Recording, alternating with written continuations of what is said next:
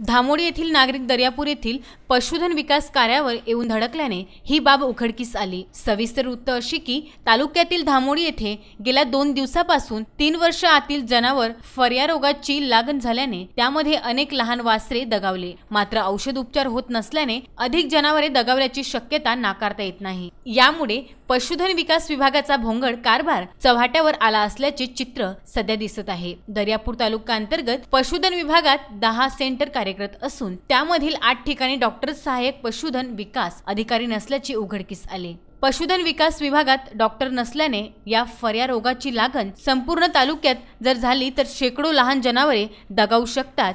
तरी शासनाने या संबंधीची मोफत उपलब्ध करावी, तसेच या रोगासंबंधीचे मोफत रोग निदान शिबिर तालुक्यात राबवावे अशी मागणी धामोडी येथील शेतकरी पप्पू गावंडे यांनी सांगितली।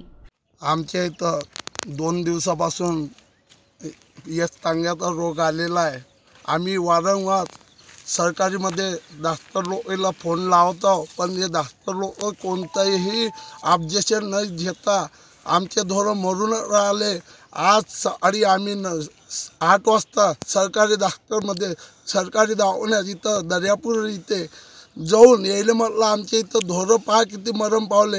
हे म्हणतात आम्हाला सुट्टी आहे, सुट्टीच्या दिवशी आम्ही कोणत्याही प्रकारचे हे उपयोग करत नाही, आमच्याजवळ लसीकरण नाही आहे। पण आम्हाला कास्तकारासाठी जसं सरकारीमध्ये उपलब्ध माणसाची 24 तास सेवा असते, असं ढोरांसाठी सेवा 24 तास उपलब्ध पाहिजे। सुट्टीच्या दिवशी सुद्धा उपलब्ध पाहिजे। आणि आमचे मत हे म्हणजे आम्हाला काही नाही करता, आमचे मत हे करतात। जवळपास किती जनावर गावातले मरण पावले? आमच्या इथं 8-10 ढोरं आजपर्यंत मरण पावले 2 दिवसापासून। विसेन न्यूज करता दर्यापूर येथून अमोल कंटाळे यांचा हा वृत्तांत।